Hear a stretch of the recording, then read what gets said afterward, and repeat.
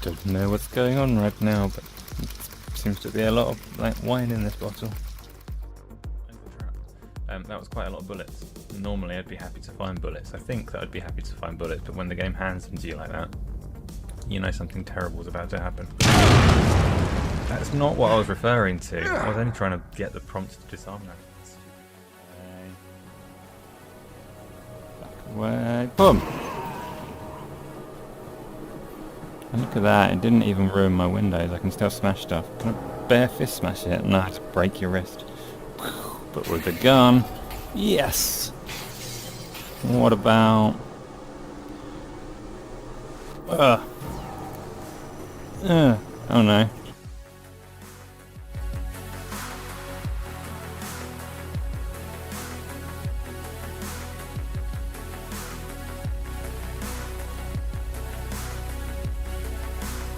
Look, I know what you're thinking, Kev. You always have an axe to grind with PlayStation. But it's not just me, it's the industry. Look at what Colin Moriarty's reaction is like. And he is a big PlayStation fan. A moment.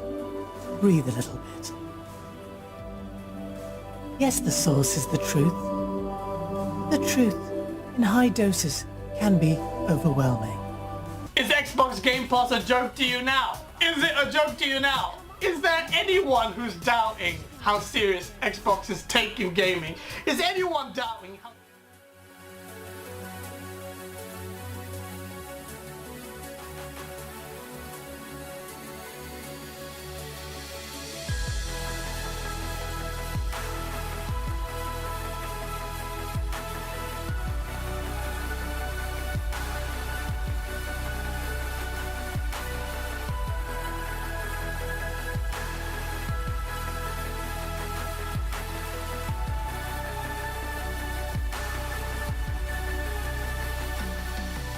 I'm nervous. I think you have every reason out there to be nervous about what is happening right now. If you're a PlayStation fan, you want games, and we're gonna get, I know, we're gonna get the great games. I know. We're gonna get Returnal. We're gonna get Ratchet. They're gonna be great. I know they are. I know Returnal's gonna be great. I know Ratchet's gonna be great.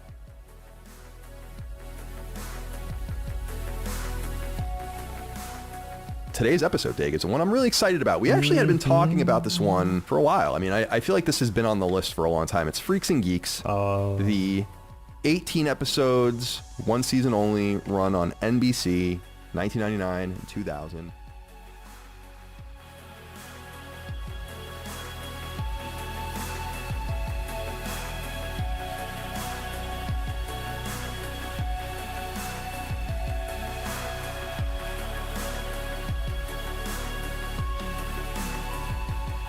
Welcome to another episode of the HP Podcast, your weekly gaming podcast from handsomephantom.com. People all the time are like, Dustin, can you really fly? I'm like, it's a name. It's a stupid name that doesn't require numbers or letters. Don't think about it. Yeah.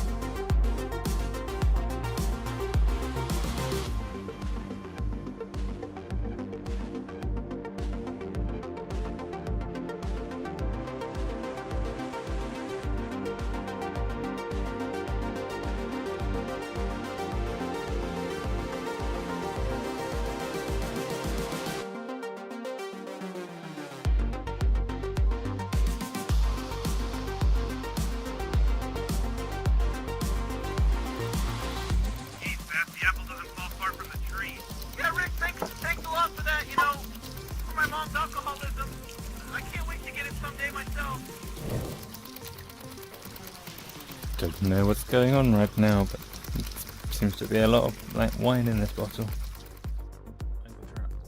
That was quite a lot of bullets. Normally I'd be happy to find bullets. I think that I'd be happy to find bullets, but when the game hands them to you like that, you know something terrible is about to happen. That's not what I was referring to. I was only trying to get the prompt to disarm that. Back away. Boom! And look at that, it didn't even ruin my windows. I can still smash stuff. Can I bare fist smash it? No, to break your wrist. But with the gun, yes! What about... oh no.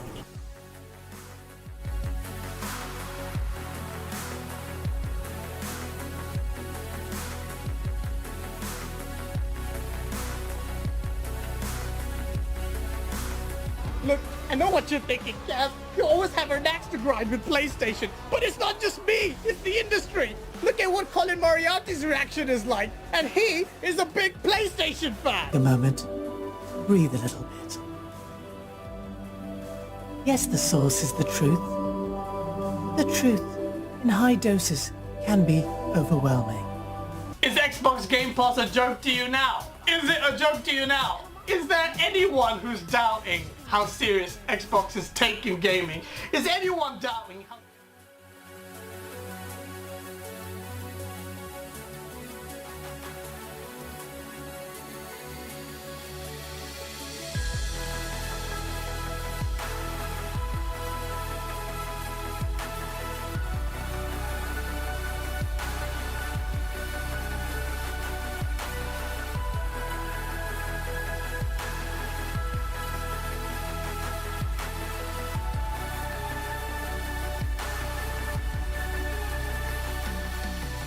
I'm nervous. I think you have every reason out there to be nervous about what is happening right now. If you're a PlayStation fan, you want games, and we're gonna get, I know, we're gonna get the great games. I know. We're gonna get Returnal. We're gonna get Ratchet. They're gonna be great. I know they are. I know Returnal's gonna be great. I know Ratchet's gonna be great.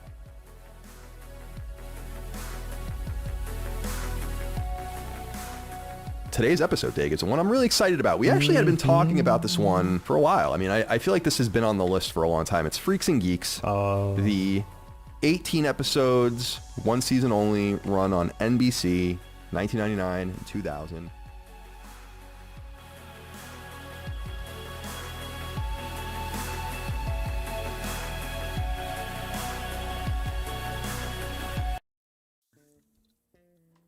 Source. Hey everyone, welcome to Go Live, the Tuesday talk show. Well, this is a special edition of the show, and we have extra special guests. So yeah, we're about to swim in the source. A lot of you guys will be from Lost and Media Crew. So if you don't know what Game On Daily is about, Game On Daily is brought to you by GameOnDaily.com, which is a news aggregation site, best in class in the world. Don't believe me, check it out yourself. And if it's not sexy to you, then say so. But I will find out where you live if you say anything bad about us. Game On Daily is an independent company owned by me and Asa, the co-founder and co-host of the show. Asa, before we go to introduce our special sexy guests, how you doing, sir? Oh, do you know, I'm great. We don't normally get this on a Tuesday, so we get to talk games and industry with these two special guests, and we've got some new people that haven't been here before in chat. So welcome everyone that's there. Drop your messages, drop your questions. We'll keep up as best we can, and yeah, have a good one. Yeah, absolutely. Keep it civil in the chat, guys. I will try my best to read super chats, but we have an hour to play around with, so I'm conscious of that, and I want to squeeze as much sauce out of Colin and Dustin as I can. That sounds weird. If you insist.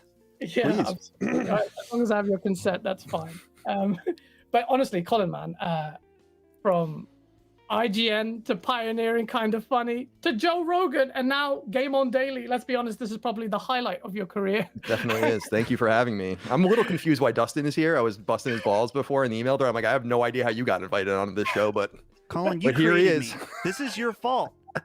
Okay, you put me as executive producer, and now you know I'm somewhat on sacred symbols. Who knows? This is your fault. Yeah, I've never had a producer where I'm like, put me in touch with this person that wants me to be on their show, and then he's like, okay, I'll also be on the show, and then here he is. Thank you, Dustin. I had to get Dustin on the show, and you'll understand why. Well, other than I've watched your shows, great fan of them. Probably my most favorite PlayStation podcast out there. And Dustin has some good takes, and we're going to get into those saucy takes in a bit. He's great. I'm only busting his balls. Dustin's great. So. Yeah, I know you are. But before we do that, I just and this is a format of the show. Anytime we have a new guest on, we tend to get into their history behind content creation, journalism, game development. And before I go into yours, Colin, Dustin, I'm intrigued. What made you get into content creation and gaming, and how did you landed this unfortunate task of taking care of Colin Moriarty as executive producer? Man. It's been a weird ride for me because I made YouTube videos that were absolutely terrible about gaming stuff when I was in junior high that are just bad. I can't even look at them now. But then I got back into doing gaming stuff maybe like 2015, 16, and I started a company with a few of my buddies called Handsome Phantom, and that brought us to doing stuff like E3. And then I met Colin, which I was a fan of his and Beyond and stuff like that for a while. But I met Colin because my friend Ben, who is also the associate producer of Last Stand Media, was on a show called Fireside Chats. And that's when I first officially met Colin. And then in person, you met him in person. Yeah, in person. Oh, cool. So, and really, as far as how I ended up here is that I don't know. Colin and I have lightly talked about this. I sent the right email at the right time about offering my editing services. And I always joke that the reason that my email was successful is that it was like 3 sentences long. And I knew that I was strategic when I sent that email. I'm like, this email will work for Colin because it's very like, here's what I do. Here's how you can see how I do like my work. Let me know and send. And then I guess the rest is history. Well, absolutely. And you're part of what is probably the biggest PlayStation podcast in the world, my favorite one anyway. And you get to hang around with the infamous Colin Moriarty. That's right. Yes. Yeah, real quick, that is true. Dustin was the right. I mean, I knew Dustin, so that helped. But right place, right time. I was like drowning when he emailed me, and it was just perfect. But it's the same way I got in with IGN, where you just kind of beat the door down, you know. So I appreciate his gusto, and I see a lot of myself in Dustin actually. Yeah, you started on just I'm 10 years older than him, so I've been in the industry for more than 20 years. So it's I see a lot of my beginnings, my auspicious beginnings in him, and it's fun. He's great. So you're his young Padawan, Dustin. Yeah, he's my Padawan learner. That's right. Yeah, that's great. I'll be happy with that. And yeah, which is quite interesting because you started off at GameFAQs, then kind of got headhunted, or you sniped by IGN. Yeah, in 2002. Yeah, I wrote for GameFAQs for 2.5 years, and then IGN came and scooped me up when I was 18, and it was very lucky. I mean, I was good at what I did, but it was also just, it could have been anyone. I never look at it and been like, man, I really out-fact all those people. You know, it was just I was writing the right FAQs and got the right opportunities, and I'm a go-getter, man. Like, if someone gives me an opportunity, I'm gonna if they hand me the ball, I'm gonna run it. And so it all ended up working out. It was a joke at IGN later on about how crazy I was in order to, like, how workaholic I was. I would do anything to stay, you know, and I slept on floors for an entire summer when I was an intern. I didn't have any money. I had no car. I had nothing. And I proved myself, and they appreciated it. Yeah, at IGN. So when I was at Northeastern, I got my BA there in history, but I was an intern there twice for 2 different summers. And in 2004, I was an intern for 3 months. And the only reason I went home when I did was because I basically just ran out of money. I called my parents and I'm like, I'm out of money. And they sent me back, and I finished college. And then I was about to start my grad degree at Northeastern, and they offered me a job. So that's how it happened. And I graduated in 2007. So that was how long ago that was. Damn. Oh, the same time as me. That's very big similarities actually with us. But I didn't get to go into my loving field of gaming then. But I was going to ask you about that. So it sounds like IGN really kind of ran you through the motions until they actually offered you a position. And one of the questions was like, look, IGN for a lot of people, a lot of budding game journalists, that's their dream job. We see it all the time. We're a news aggregate site. We empower content creators and journalists. That is a dream for a lot of people. Not for me.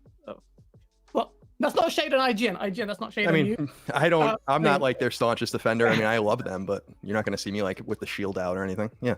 Oh, thank God for that. But I was going to say, what was it actually like working for them? Was it positive for the most part? Yeah, it was great. I loved IGN, and it's different now. I mean, I left IGN at the end of 2014, and it's crazy how long ago. I mean, it's a totally different website now than when I left, and that was the place to be. It was awesome. I mean, it was awesome. I'm really appreciative of everyone that gave me an opportunity and helped me along the way. And a big fuck you to everyone that stabbed me in the back later on. But the people that helped me climb, I appreciate every one of them. The Chris Carls and Mark Ryan Salese and Per Schneiders and all these people, many names just kind of lost to the ether now. I'm very grateful for that opportunity. The IGN now is not the IGN then. The IGN then was excellent. The IGN now has a couple of excellent people like Damon Hatfield and Ryan McCaffrey, and then a lot of woke mobsters. So it's a different website than I left.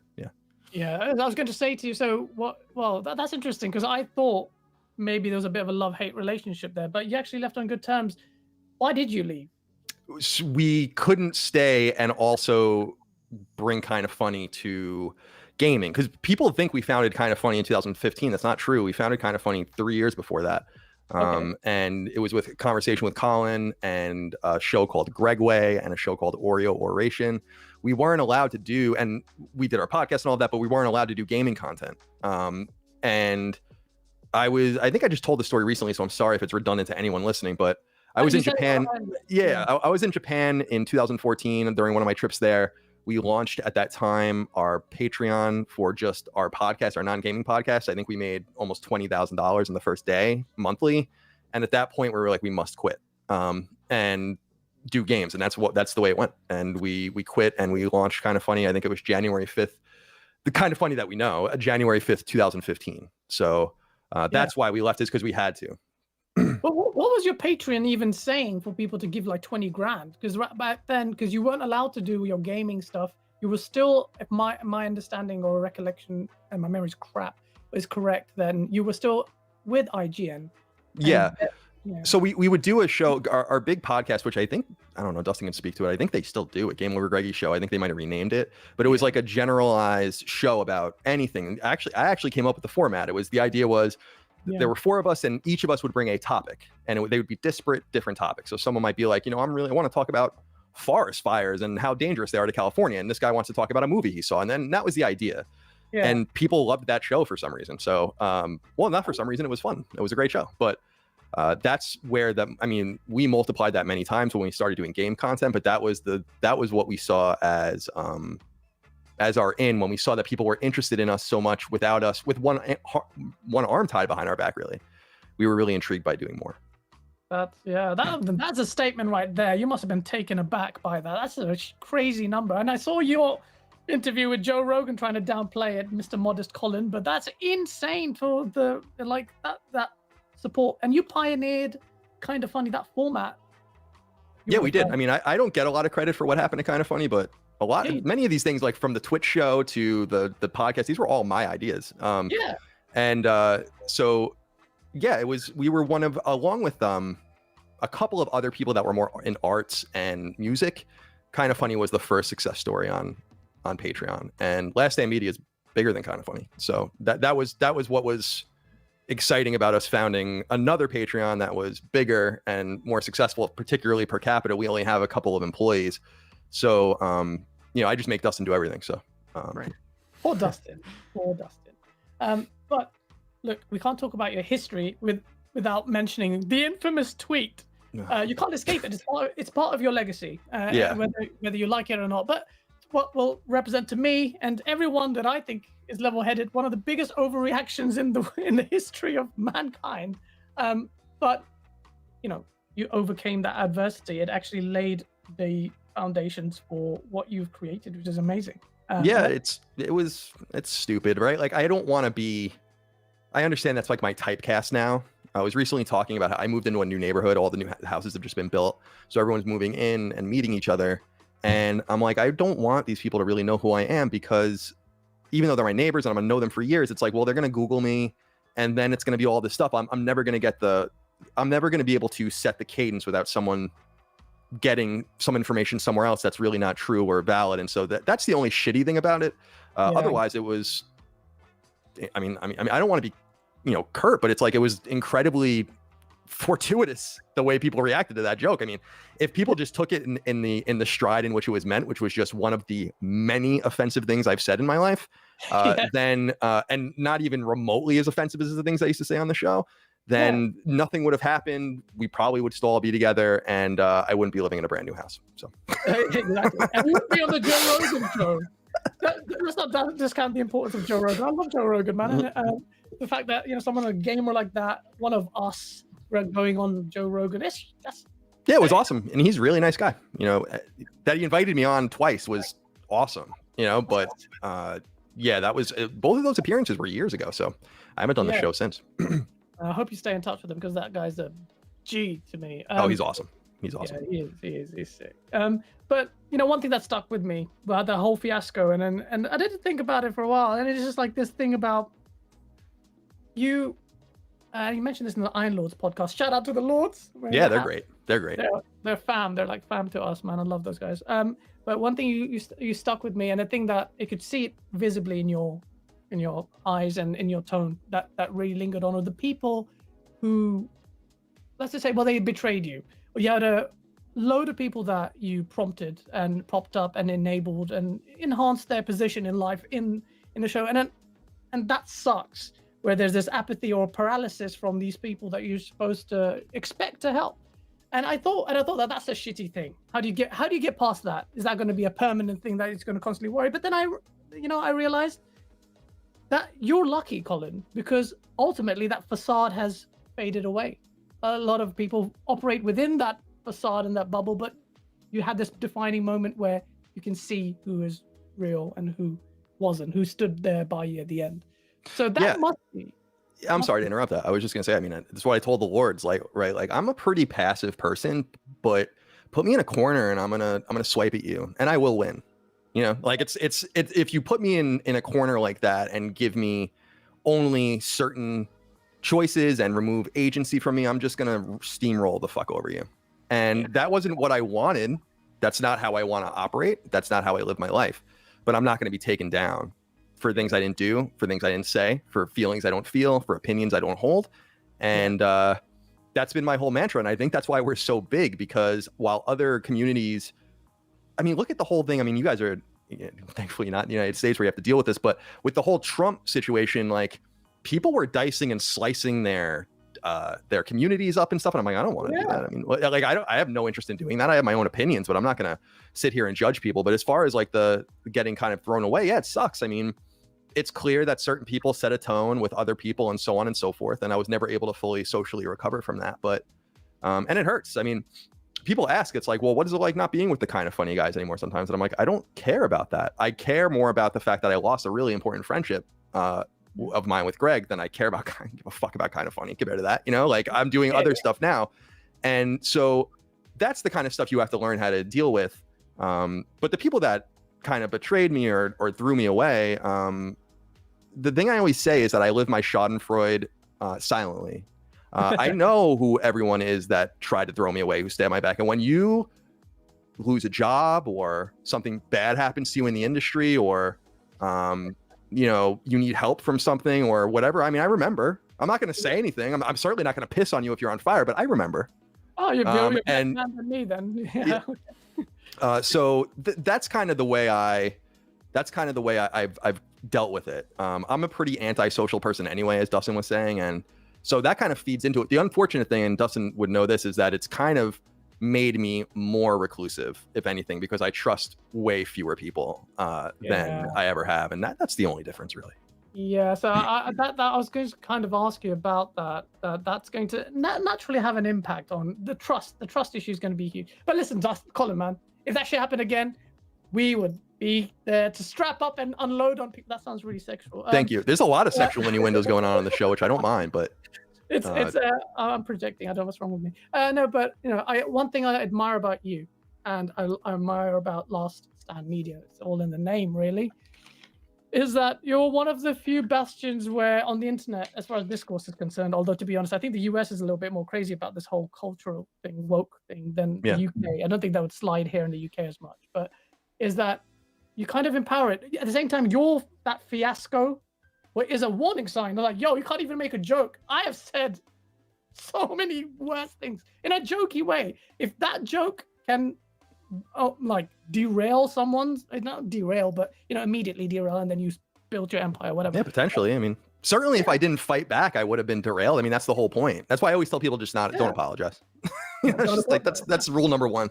Yeah. Well, ultimately though, you may not appreciate any. I don't think you ever will, but it's a guiding light to a lot of content creators like us. So I mean, this is the source. Like, we made a skit where we punched Jason Schreier in the face in a funny way. Jason, in a funny way. You blocked me.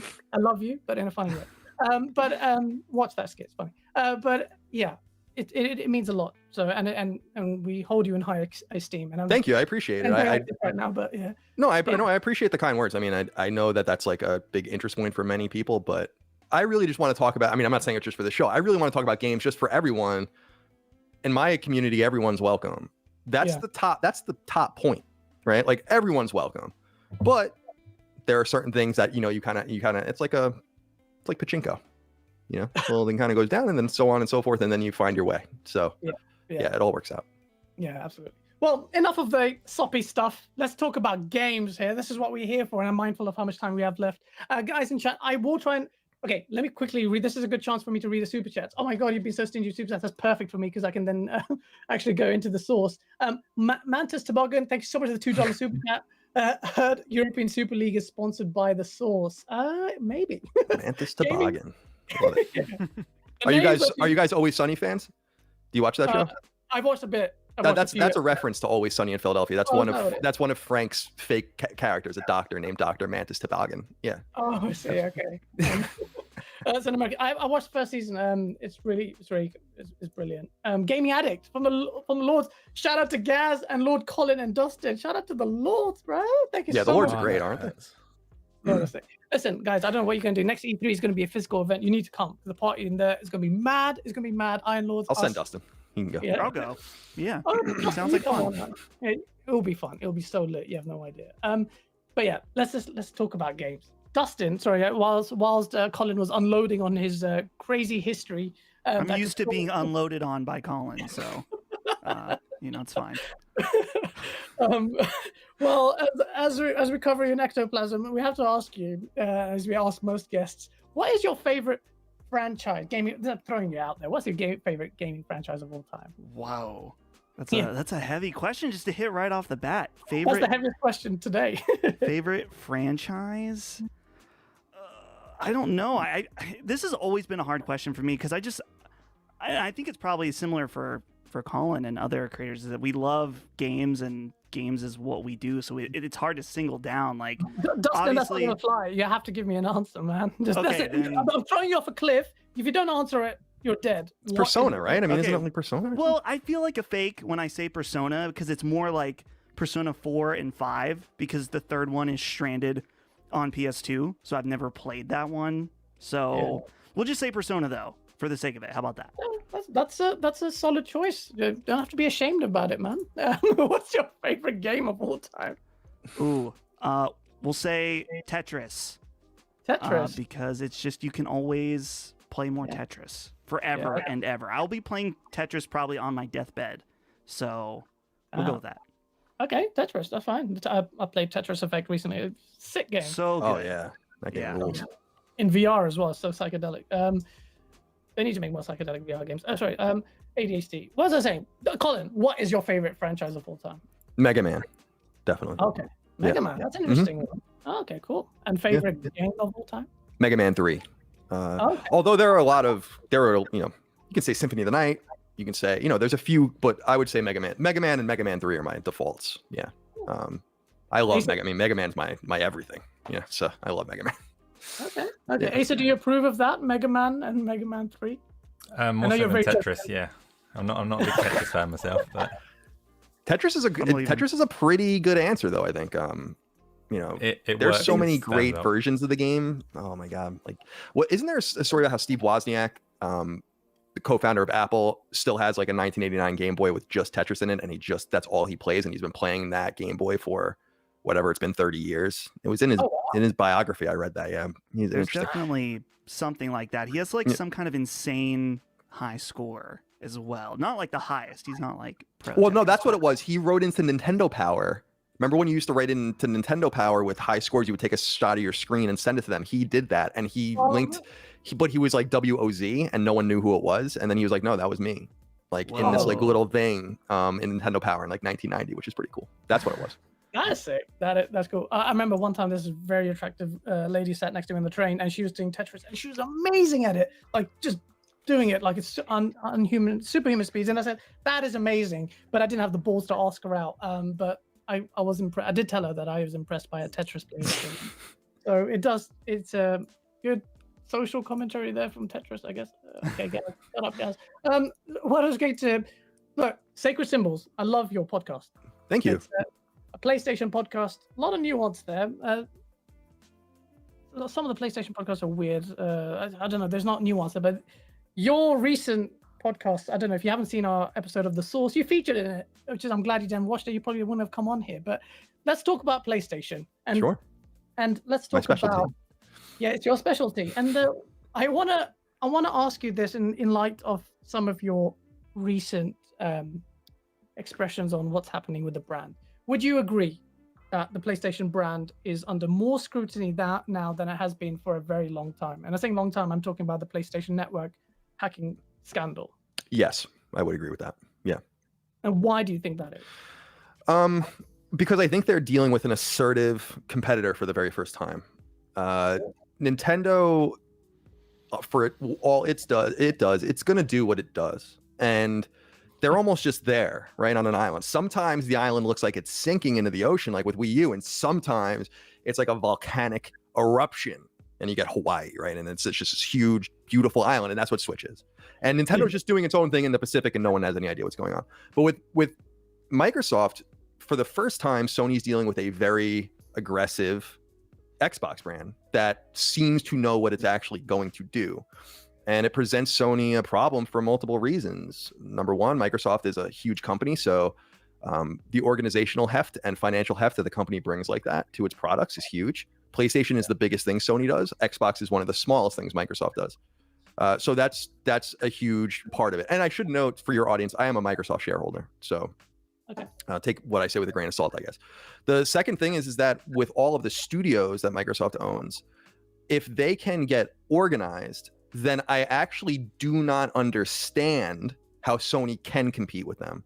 Now, it's a major if, but if you have 30 plus teams of A and AAA quality and caliber, and you get producers and an organizational heft over 4 or 5 years, where each of those studios is hitting once a quarter, even once every 2.5 months, how can Sony compete with that? They can't. So Sony's trump card is quality, and that's huge. Sony's games are much better than Microsoft's games. Whether or not that's going to continue remains to be seen, because we have simply not seen the post-acquisition offerings of half of their teams. So I'm interested in seeing what Obsidian can really do. I'm interested in seeing what Playground Games can really do outside of Forza spinoffs. Of course, all the Bethesda heft and Arcane and id and all of these things. I don't know how you compete with that if they can get them organized and if they can get it so that they're hitting once a quarter and getting out of each other's way. That's a very powerful Microsoft. And of course, you have Game Pass as well. I don't know how Sony competes with that. But I also am not necessarily fully sure that Microsoft can do it. So that's another thing entirely. Organization and money are two different things. So when you talk about organization, what are you actually alluding to? Are you talking about the time frame or the frequency at which the games are released, or the quality of them, or both? It's both, but it's I don't know what Microsoft would call it internally, but it's what Sony calls management, which is to say like project management, which is like, how do you manage your IP, your licenses, and keep them far away from each other? So like, why does Resistance come out here and Killzone come out here, for instance? And when you have all of these studios, You need to have, and then you need to like have all your producers. Then you probably have like executive producers above certain teams, and then you have all this funneling down into or up into obviously where Phil Spencer and all those guys are. That's tough. I mean, that's a really tough ask to take all of these teams and make it coherent. That's the one advantage Sony has, which is like fewer than 12 teams. So you like Naughty Dog, everyone's going to get away out of the way of Naughty Dog, and they're not going to. Sucker Punch was in the way because of COVID and all of that, but Yeah. Microsoft is not going to be able to work like that. And I wonder how it's all going to come out. I mean, are they going to explore and indie space games, AA games, like Focus Home Interactive style games, or are they going to go all into AAA? And if they are, which they have the money and means to do, can they keep it organized? And will that be a very compelling thing to get customers to come back? Sony is operating on inertia right now. And I think that that's what people don't seem to understand. PlayStation 4 got shoved into a vacuum and it's just moving at a light speed. And then the PS5 just bumped PS4 bumped PS5, and now it's moving. But eventually it's going to slow down. It's going to hit friction, and we're going to see what happens. But I don't think PS5 is moving the way it is because it's PlayStation 5. I think it's moving the way it is because it's PlayStation. And that won't last forever. So we'll see what happens. Yeah. This is about the short-term strategy that we've been alluding to here, and you mentioned it in your shows. What happens after God of War, and that inertia that you allude to. You know, you can't rely on that anymore, and that's it. Dustin, Colin kind of touched upon this upon the threat from Xbox Game Pass, and how can Sony reconcile that? They've already come out and made an express statement to the effect that they can't do day and date, although there might be another U-turn from Mr. Jim Ryan. But if you're a Sony, would you be worried about Game Pass? And do you think Sony can counter Game Pass? Do they need to counter Game Pass? I think I've thought a lot about this, and I simply don't know if it's possible on Sony's end to create a service like Game Pass. We have to assume that Microsoft is just burning a lot of money right now for the service in hopes that eventually, and it is picking up steam. So I think it eventually will be profitable, but it can't be right now. So I think I have to, go back to what Colin said, and the fact that Sony really needs to lean into their strengths right now, which is those big AAA games, the type of games that I always say that they're industry stopping games. And in fact, I have a feeling that we're going to see this type of thing happen on Friday with Returnal. Returnal is going to be, from what we can tell, I haven't looked at the previews, I haven't watched them, but I have seen the tweets, and they are very, very positive. And people have been waiting for the next Sony exclusive game to play on their PlayStation 5. And so I think that between that... Returnal will be that game? Returnal, though? I mean, I love Returnal. I love Housemarque. They are sick. Like, their game is the only game I platinumed. But Returnal, do you think Returnal has the pedigree of that, the scope to do that? That kind of watershed PlayStation moment that you allude to? Do you think? So it's hard. I can't really say from the fact that, first of all, I haven't played it, and I also have not. I've gone as far away from the preview coverage, but there's something in the air about this game right now from what I'm seeing on social media. I might be totally wrong. I hope not, because I think it looks awesome. But that's going to be probably one of the most interesting aspects. If Sony can work with a developer like Housemarque, which we know is a seasoned developer that's made fantastic games, if they can take them, who makes smaller games for the most part, and help them and assist them to make a big AAA game that is huge, that'll be really interesting. I think also Ratchet. Oh man, Ratchet. I have not seen the new trailer, because I'm like Colin also, that I'm just like, I'm in, it's fine, I don't need to see it. But yeah, I don't watch any trailers really anymore. Oh yeah. I have that new trailer without spoilers is just amazing. Like, if you thought the launch was good, that just like, okay, now I'm interested. I'm not a massive Ratchet fan. Now I'm interested. That's yeah. So to finish up my thought, I think that the key for Sony is that I think a lot of people are buying Xbox. Maybe they already bought a PS5 or they can't get one right now, and so maybe they're buying an Xbox. Sony still is the place to play the exclusives. You can't play their stuff somewhere else. So at the very least, they want to make sure that it's like, hey, you got to have this box to play these games. It doesn't matter how good the value is on Game Pass. You can buy that in addition to our box. I will say, real quick, if I might just jump in, I don't mean to interrupt, but the reason why I think Returnal will be because and people aren't looking at it this way, is because it is literally only the second Sony published PlayStation 5 exclusive. There's only 2 of them. Okay. And that's the second one. Demon Souls is the first one. That's it. So what about Destruction All Stars? Oh, that's the 10 out of 10. They gave Destruction that away. All Stars. So yeah, so with Miles Morales and Little Big Planet and all that kind of stuff, those were cross-gen games, and they're going to continue to do this, by the way, with Horizon, and I fear they're going to do this with God of War too, which is going to suck. Yeah. If they do that, I'm already upset that they did that with Horizon. Although I can tell you that I know because I know people in the industry. Horizon began as a PS4 game, so Horizon 2. So that they Horizon 2 was being built on Decima on PS4, and they brought it to PS5. I hope the other it doesn't work in the other way with God of War or something like that, or like we saw with or are seeing with Resident Evil Village. But I think that the hunger for Returnal is there just because people want something. I think the big challenge is going to be pricing, because I believe Returnal is $70, like worth $70. I believe that.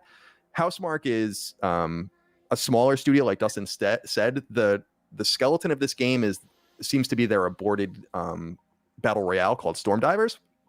So I think Sony came in and saw that and then had them repurpose a lot of the stuff for a game. So I don't know how much it actually costs to make, but it is bold to say, like, we're going to charge $70 for this. I think it's bold to actually charge $70 for Ratchet as well, only because the previous Ratchet was $40, and we just learned from Insomniac that was the best-selling Ratchet and Clank game ever. So with a PS4 2016 remake. So we're going to have to see how the players respond to pricing, but I think the desperation is there for software that I think people are being like, whatever, dude, we'll pay, and we'll see. I'm a huge Housemarque fan too, so I mean, I'm a little biased in that regard. And hey, just real quick about Game Pass, Sony, I don't know if they can compete with Game Pass. I don't know if it's going to be possible. This is a money situation.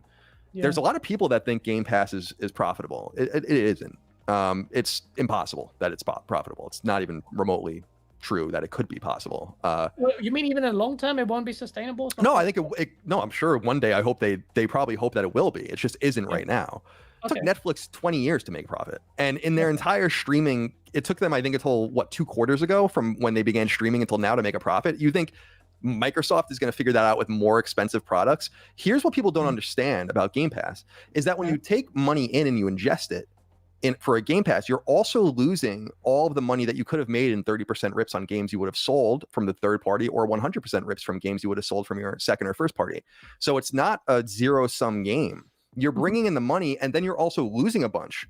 So you have to do that math, and then you have to pay for your catalog. So what we understand about Game Pass is that everyone is getting different deals. My own developer, Lilymo, we haven't talked to Microsoft about Game Pass yet, but we want to. We're going to do that this summer. And my suspicion is that everyone is getting a different deal. A lot of people are hung up on who's paying $1 or $5 or $10 or whatever a month. That doesn't really matter. It's that, like, with 30 million people, with what's in the system and what's being brought out of it, you can't make money on $150 million a month. It's not possible. And so I'm interested if they're going to get into this scaling situation. I've talked about how PS3 was in this weird situation with hardware, where the better PS3 did, the more money Sony lost, which was the situation in with the fat PS3, because they were selling them all at a loss. If you need to get people in and you need to pay for stuff to get them in and keep them there, then the costs are going to go up. So you need to bring in more and more and more people. And it's going to be a challenge for them. Microsoft's in a unique position because they can afford to take these losses. But the big thing that people aren't keeping an eye on with Game Pass and profitability is they're a publicly traded company. And if it was profitable, they say so. They literally wouldn't make you jump through hoops and be like, it's not a, what did fucking one of these guys say where it's like, it's not a profit play right now. It's like, okay, so it's not profitable. They would be screaming from the rooftops if this thing was making money. So those are the only things you have to keep an eye on. And Sony is at such a detriment with money. We were talking about, and I'm sure you guys know this, Bethesda, which they overpaid for, and we all know that, but they were able to do that because they went to ZeniMax and like, no, you're for sale. Here's $7 billion. And the funny thing about that is Sony could never do that because they don't have that kind of cash on hand. And Microsoft made all of that money back from other parts of its business the next quarter. Yeah. Sony doesn't work in that realm. So Yeah. it's a very complex situation that they find themselves in, which is why I think they're making certain moves, like the whole like we believe in generations thing. You don't hear that anymore Yeah. because they know they have to go back to the PS4 well in order to make their money. So it's very complicated, and I'm fascinated by the subject, but I don't know why people are such staunch Game Pass defenders as far as its profitability is concerned when it's I think certainly people conflate profitability with sustainability, and that's where they get defensive on it. Because they think they see Microsoft as this behemoth, and that's why it's it operates in a different realm, like you said. But then the people who say it's unsustainable are on the other end, who just think that when Microsoft, this multi-trillion-dollar company, surely has had some thought behind it. I'm sure they have their accountants on tap. But well. ultimately- Remember that Microsoft tried to buy Nintendo. yeah, That did happen. yeah, Like this is a company that just goes and buys things, yeah. and this is not the kind of operating procedure that Sony undertakes. And what pissed me off even with a recent Jim Ryan thing was that he was like, oh, we keep mergers and acquisitions open. We just bought Insomniac. And I'm like, Yeah. but that was the first studio they bought since Sucker Punch.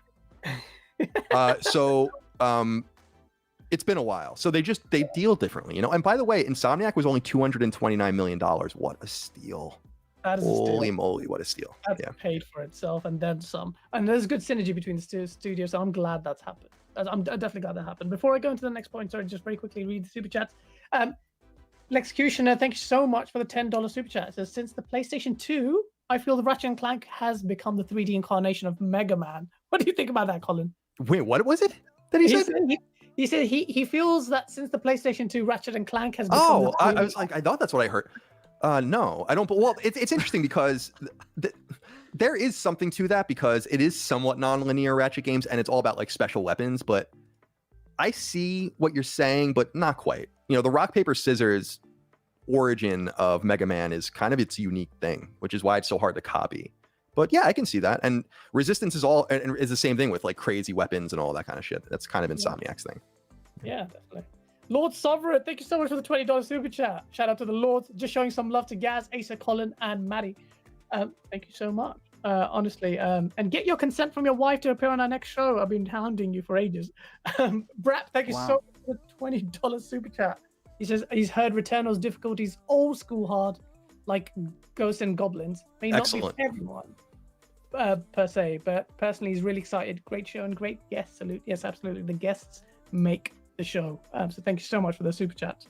I was going to, you touched upon Jim Ryan there, Colin, and some of his outlandish statements. He's already had to do a U-turn on his "we believe in generations," which kind of pissed me off because I want God of War to be PS5 only. Me too.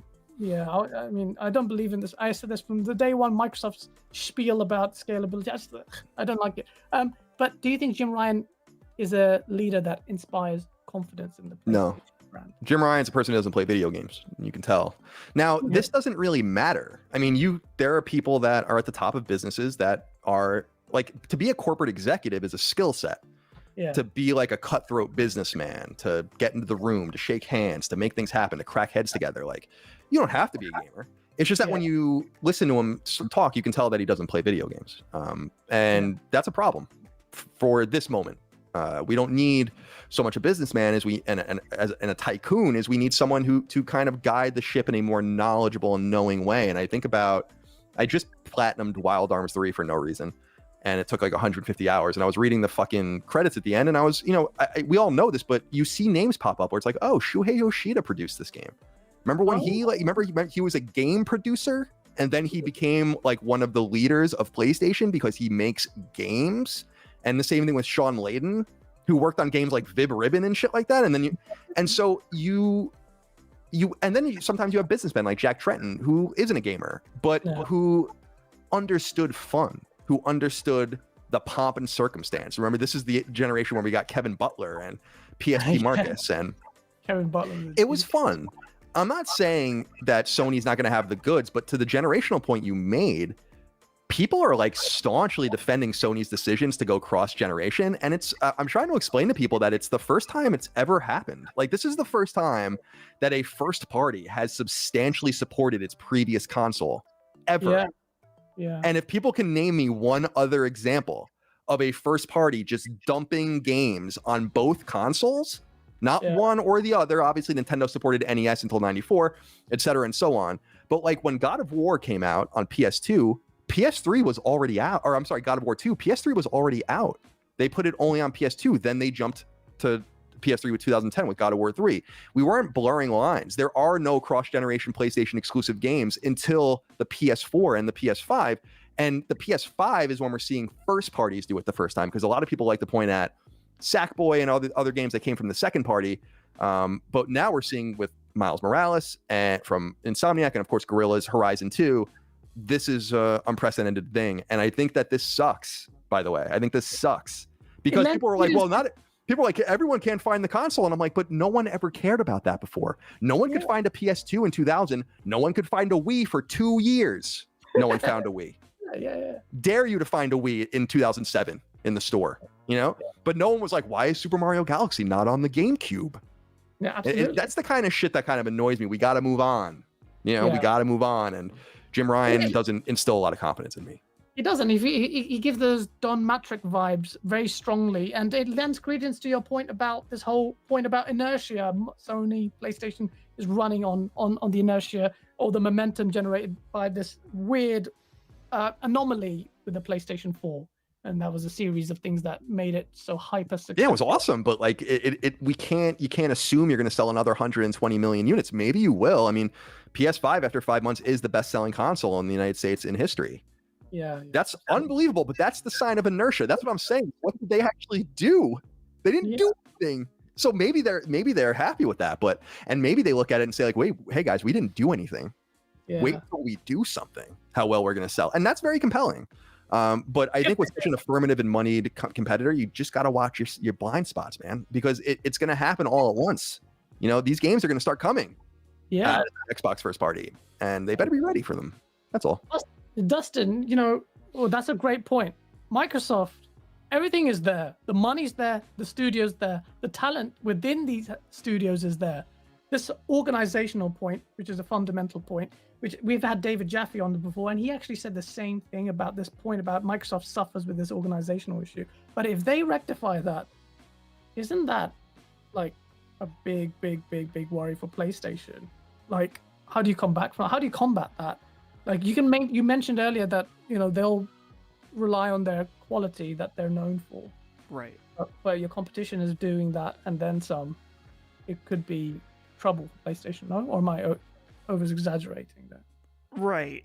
So there's definitely an organizational thing that we have to kind of wait and see. And I've kind of been holding, like, you know, telling people to hold up a bit before you're getting too excited about Halo Infinite. I want Halo Infinite to be great. I just posted Halo 2 as one of my most hated games. 343 any to earn our trust, especially if you look at Master Chief Collection, the way that released. Yeah. And that is their game this year. So there's a lot riding on that. As far as Sony, I think that in one sense, I'm in a total agreement with Colin. Like Jim Ryan, he is clearly more of a businessman. He's not the game player as previous head of the companies were. But I also, there's part of me that even though I don't like their strategy or agree with it, I have to feel like there is a lot going on behind the scenes that we don't know about, because that's kind of been their track record during this entire PS5 lead up and launch. Something that ACG, the one and only Carrick of ACG, said on Mr. Matty Plays show that I do with him. He was like, the big rumor was that Sony was going out with a checkbook and trying to sign third-party exclusives. They've done it multiple times. We saw Deathloop, Final Fantasy 15, Ghostwire Tokyo, and we know, not 100%, but all the rumors were saying they were trying to buy Starfield as an exclusive. And obviously that did not work out for them with the whole Microsoft purchase thing. But that money that, you know, and I heard there was like, you know, millions and millions and millions of dollars for that deal. That money doesn't just disappear. So I would expect, again, like I said, even though I don't like this super secretive strategy, there's got to be things going on that we don't see behind the scenes. Is it enough for, the huge onslaught of Microsoft, Xbox Studios? Who knows? Yeah. So go. I was just gonna say, like, if I might, Really? I think one of the one of the issues they have, and we talk about this on Sacred a lot, is Sony has to play things more strategically because they have less money. So I like the idea of not buying the cow. Like, okay, like it's very exciting to go buy studios. It's very exciting. Sony's never done that, by the way, without working with a studio first. They've never gone and bought a studio. Like they for instance, Sucker Punch made 4 games for them before they bought them. Yeah. It wasn't until actually Infamous 2, I think, was about to come out. So I think it was almost 5 games. And so I feel like this strategy is not as exciting for players, but it nets Sony the resources necessary to buttress their organization to then invest. And these things just happen at a slower clip, because there's no doubt that like Final Fantasy 16 exclusivity is bigger than 90% of the games Microsoft will make. But that's not that exciting, for core players. It's like, okay, this is a business deal, but we want to know what makes our ecosystem really burn. And I really feel like that's part of the problem. It's just the positioning of assets and how one has a lot and one has a little, and there's a lot of secretive stuff. But to counter what Dustin was saying, I feel like Sony's being reactionary in some ways too, even though they are notoriously unreactionary. I thought, and I've said it many times, that announcement of Haven, that studio, was the stupidest shit I have ever seen. Something that was clearly written in the middle of the night because they were scared, because they felt like they needed to say something. It didn't make any sense. It linked to a website that was like a text document. They had no logo for the studio. Now Firewalk is different. They just announced those guys' game, and I know that they're playing it already and stuff like that. Having a playable build of a game doesn't matter. As I said on our show, I was talking to Shuhei Yoshida, who was playing Ghost of Tsushima in like 2015. So it's not like it's like that revolutionary that you would have a build of a game and a proof of concept. But and he said that to us on our show at E3 that year, although we didn't know it was Ghost at the time. So it's exciting to think about the possibilities, but the way they kind of have to circuitously work around exclusivity in order to secure themselves. Because like I said, PlayStation is everything to Sony. Xbox could disappear and it wouldn't really matter to Microsoft's bottom line. And I say that again as a Microsoft stockholder. They bring up Xbox on their financials, but if you listen in on their calls or read their financials, they don't really care about any of that stuff. They're talking about Azure and Surface and all that kind of stuff. And that's why I bought stock. So it's just dealing with two different companies for the first time that really are approaching things very differently. But this feels like old Microsoft because, like I said, Microsoft went out and tried to buy Nintendo in the 90s. Microsoft then bought Rare off of Nintendo. It's one of the very few times that first parties have traded studios, basically. It's an unprecedented sort of thing. And they pioneered so much with Xbox Live, with achievements, digital ecosystems, online play, and all those kinds of things, that when you take all of that heritage and then you put it with the know-how of Phil Spencer and the excitement of that leadership, I think it means something. And I like that you guys brought up Halo, because I think that's going to be the calling card. If Halo is actually great, then that's the beginning of a new Xbox resurgence, because I don't want to be too down, but there are no Xbox One games that anyone cares about that only run on Xbox One, like almost none. Like you can even, I played Gears, what was it? Gears 4? I think, was that Gears 4 or Gears 5? That was the last Xbox game I played. And even then it didn't seem like anyone gave a shit about it. Now they have so much, and it's the untapped that is so exciting, because they have so much to prove, because it was such a bad generation. For them, for their games, it just was, and it's exciting if you're an Xbox fan. I don't know why you wouldn't be excited about that. Well, I was going to actually ask you, one of the questions was, out of the two, who is the more exciting prospect? To me, sort of resoundingly Xbox. Oh yeah, no doubt. Yeah. Xbox's potential is extraordinarily high. Sony's potential is kind of known. I mean, we know what Naughty Dog's capable of. And by the way, we're not going to see anything from them for a while, especially after Factions. Sucker Punch is now going to be gone for years. Bend, I mean, we found out that 18 months of their lives were wasted on Uncharted that they didn't even want to make. And they lost like all of their leadership. It's a complete mishap of that studio. Sony London apparently is working on something, and Media Molecules off in Dreamsland, and Gorilla. So we don't really know. I mean, we don't know. I think to Dustin's point, I think a lot of the stuff is going to start happening with second and third parties, especially third parties who can't say no to a $50 million check, who say like, you can build your game and release it on Xbox after 2 years. We'll give you $25 or $30 million to just not do it until then. And how can you say no to that? That's basically your marketing budget. That's basically like a bunch of money made. And when you look at companies like Square Enix that have huge failures like Avengers, where they lose $70 million on it, they're going to go around and go take that Outlanders money from Microsoft. They're going to be like, okay, we'll take it. We need it. It's very interesting the way it's all kind of panning out right now.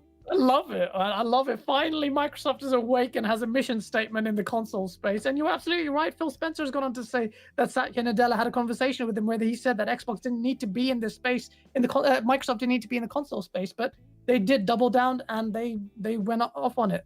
Dustin alluded to a point, Asa, that I wanted to touch upon earlier, that, the silence, and you've said this, I think, before as well, don't conflate that silence for, paralysis on PlayStation's part, because this is their kind of manifesto, or their kind of culture of not saying anything, but then they just show something and everyone loses their mind. But I would say, Asa, and I know we've butt heads on this, communication. Sony has been reactive recently. The Haven thing was actually an excellent point, but also last week we had Herman Hulse say, hey, no, we're still investing in diverse games, we're not forsaking smaller games. I've not seen Sony be so reactive like this. Do you think it's important, Asa, that they change their tact and start opening up the lines of communication with fans? Or are we, the core gamers, just blowing this out of proportion and the masses don't give a damn about that? Both. The masses definitely don't give a damn about what Sony are saying on Twitter. That's just the way that it is. We're quite different to them. Sony has to be very, very careful, because just emulating Microsoft's social media presence won't go down very well. And they've kind of tried it a little bit with the Namdai Bamco, whatever they said. And you've seen the way that EA have been handling social media recently, trying very, very carefully to directly mimic what Microsoft are doing. None of that's great. Like Colin said not too long ago, Sony are typically not very reactionary.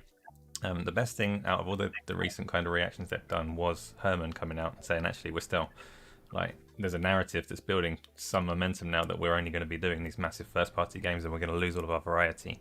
That triggered a direct response from them. But I don't think they're going to change tack massively on social media. I don't think they need to. I don't necessarily think that they should. They need to decide what they're doing internally. Oh, internally. What would you do internally if you were Sony?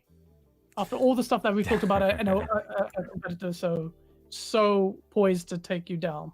Oh, not really, but yeah. Do you know, I'm not a Jim Ryan, I'm not a businessman, I'm a gamer, I want to play the games. So it's not my decision what they do internally. I think Microsoft has said time and time again that they're trying to grow the market. They see this $2.2 billion market and they want to grow it. And I think a really, really important moment for Microsoft is going to be when Game Pass does expand beyond the console space, which it's not done at all yet. So they've got their 23 million subscribers, it's got momentum, it's got positive messaging, and that's great. But those are Xbox gamers, and that's not what they're targeting with it. Not specifically. Yeah.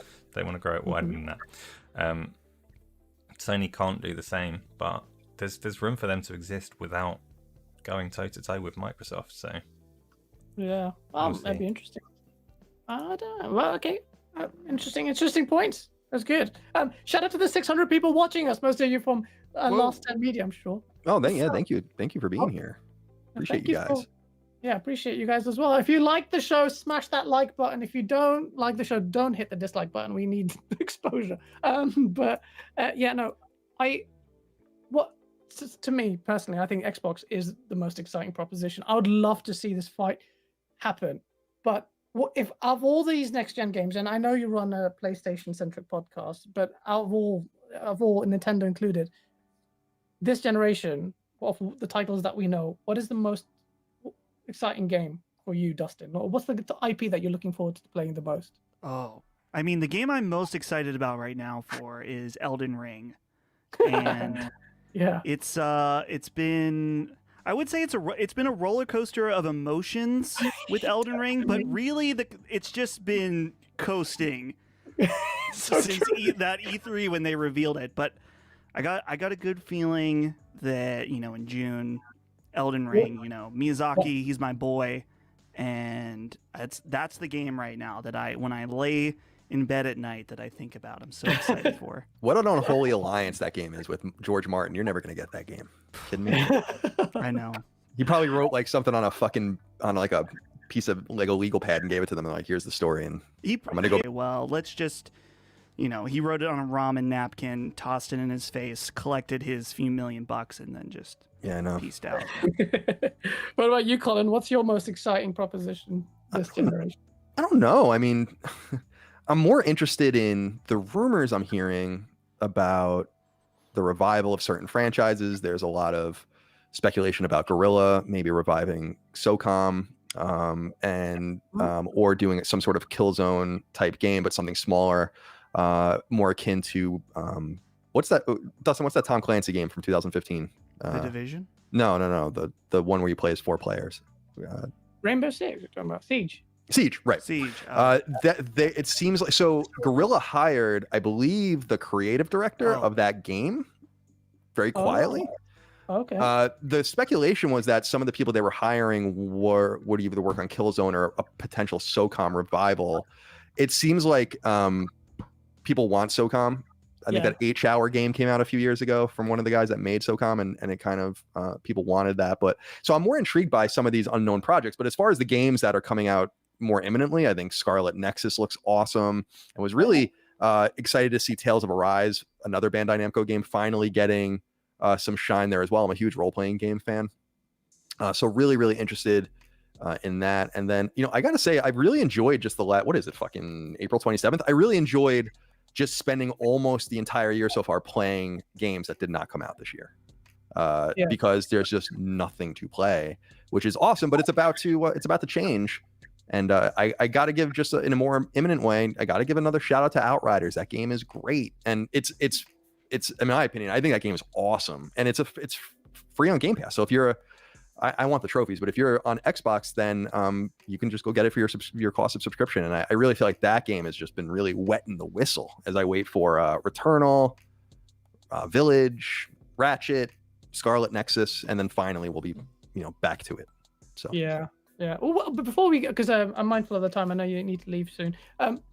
What do you think about these Kojima rumors with Microsoft? Do you think there's something there? Because we've had some guests on here from Windows Central. We've had Jeff Grubb on here, and they're quite confident that this thing is happening. Yeah, I think it's going to happen too, because I don't think that I said this on our show with Dustin last week, or maybe a couple weeks ago. This is the deal that Sony needs to make sure it does not happen.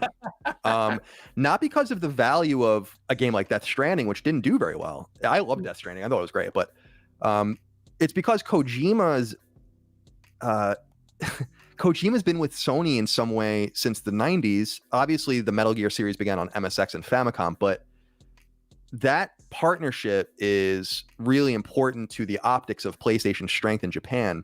And I don't think Phil Spencer does anything by accident. The Indiana Jones stuff he was teasing for a long time in the background. I think of his stuff right after the Bethesda acquisition, and then the stuff with Kojima's logo in the background. I just don't think these things are coincidences. I just think Sony needs to make sure this one doesn't happen, because I feel like this one hurts, right? It doesn't really matter that X, Y, or Z is not on the console, because there are opportunity costs, and then there are just other ways you can take that money and give it to someone else. But you're not going to be able to replicate a Kojima. You're just not going to be able to replicate the gravitas, the respect he commands, the connections in the media he has with people like Jeff Keighley, and the ability to get your stuff front and center on the VGAs and all of that. All of these things matter, and I just think that would be a very destructive thing to Sony's repertoire of games this generation, although I do think that he is going to go with Microsoft. Jeez, if that happens, oh my God, I'm going to run around naked in the streets, because there's just the sheer drama of it. If you know me, I love the drama of all this. I'm that toxic guy. You just love the soul. No, the drama's great, dude. I mean, I that's why, because I believe what Asa said is true in the sense that Sony and Microsoft and Nintendo, what we see, well, it's a good example, right? Like when I look at our traffic and I look at where it comes from, and we tweet out our shows, right? But 5% of the traffic or less probably comes from Twitter and social media. It doesn't really matter. People are just kind of doing their own things and they find their content the way they do. And so I think it's a really pertinent point to bring up that Sony's sitting kind of pretty right now, not doing very much. But again, I just want to reiterate what I said at the top. This is a more affirmative and assertive Microsoft than Sony has ever dealt with. And this is a more vulnerable Sony than we've seen since the PS3 launch, I think. So, and they were already vulnerable there. PS3 was delayed a year. People forget about that, so they were already kind of working behind. And so it's fascinating to see. I agree with you. I love the industry for those reasons. I play PlayStation primarily, but I follow everything because I love the ups and downs of it. And I love finances and all that. I think it's fascinating. Absolutely. It's like a meta game in itself. And I love that. That's what we do. This is why we do what we do. And it's amazing. Before we say, I don't want to say goodbye. Why do you have to leave? But before we say goodbye, let me read these super chats very quickly. JD Gamer, thank you so much for the $10 super chat. What happens if Microsoft becomes both aggressive and strategic? They go by Sega, but give Square $250 million per year to guarantee parity of all the same game content and release dates. Oh my God, they're just going for the kill. JD, I hope I don't like the time stuff anyway, but and that's also alluding to your organizational point as well. That organization, dude, it's going to be everything. It's going to be everything. If they can get organized, it's going to be very tough. The more a company scales, the harder organization becomes. It's why the U.S. military doesn't win wars, right? Because I'm not trying to be an asshole to us. It's just like we need to either fight a total war like World War II, or we're just totally incapable of winning because we're too big and bloated and there's too much bureaucracy. That's the difficulty that Microsoft is going to head into. They're just huge. So don't underestimate how difficult it is going to be to wrangle all those teams. The logistics involved with that is not easy, even if it's Microsoft. They've struggled to handle the smaller problems, let alone something like big. And it's great that you mentioned that. I don't think I've seen anyone else mention that. So you're right. But then Microsoft is aggressively expanding, and that's all it can see in its line of sight. So exciting for us gamers, man. And if you're a PlayStation fan, don't be disheartened just by this. Sony, like Colin has said, Colin, you've said, it needs PlayStation, and when you're backed in a corner, you're gonna scratch hard or fight back, and that's what PlayStation is gonna do. It needs Sony needs PlayStation.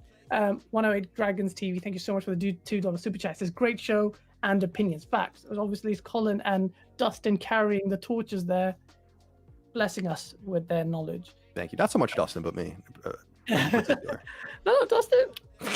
I just like making fun of Dustin. I can't get through a day without belittling Dustin in some way. I'm sorry. Oh, I'm sorry. Just because of that, I'm going to let you go first with the outro. Everyone, this is your family, combined with our tiny little modest family.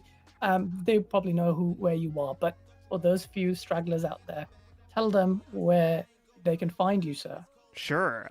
You can find me on Twitter at DustinCanFly if you want to follow me there. Of course, the main output of content is Last Stand Media, which our Patreon is patreon.com/laststandmedia. But I also do streaming as well at twitch.tv/DustinCanFly. So if you like video games, which if you're watching this show, there's lots of games. We're playing Resident Evil 7 right now, and my chat relentlessly makes fun of me. So if you want to join making fun of me, maybe Colin should join in on my Twitch chat. Yeah, I try to sign in on Twitch you get that free Prime subscription. I try to make sure that goes to Dustin every month. But then when I signed in last time, someone just gifted me a subscription, so that was just a waste of their money, I guess. I appreciated it though. It was nice. No, definitely check it out. Isla's already kindly linked Dustin's Twitch and Twitter in the chat. Thank you so much for that. Thank you. And Colin, sir, where can people find you? When are you going to fire off a fairly innocuous tweet that says the word? Yeah. You can come be offended on Twitter at twitter.com/no taxation. I don't really say anything. I'm not very political anymore these days in public, but you can follow me there for my thoughts. And like Dustin said, all of our stuff's at Last Stand Media. We do our PlayStation podcast called Sacred Symbols every week. And we launched an Xbox podcast in January that's co-hosted by Mr. Matty Plays in ACG called Defining Duke. And it's doing really well. So people might enjoy that as well. And otherwise, come join us and, be mean to me on the internet along with everyone else. I encourage it. Oh, don't do that. Well, yeah, he can handle himself. But gents, honestly, it's been an immense pleasure and honor, both of you. Thank you. And I hope you had a good time. I did. Yeah. Yeah, For sure. and wish you all the best. You know, you guys are a shining beacon, and I don't want to just wax lyrical about, but at the same time, No, the you know, double beat off. I like that. That's Oh, yeah. Oh yeah. Hey. Hell yeah. That's what's up. it's just like, why am I business partners with this guy? I love the double beat off. No, I appreciate you guys having us and me, and we'll be happy to be back in the future. So thank you again for reaching out to us. Absolutely. Thank you. Likewise. Everyone in chat, if you loved what you saw, smash that like button. Shout out to Cole Eastwood in the chat. Love you, man. And yeah, if you like what you saw, please subscribe and watch our videos where we punch Jason Schreier in the face. Thank you so much. Take care. Peace. We're done.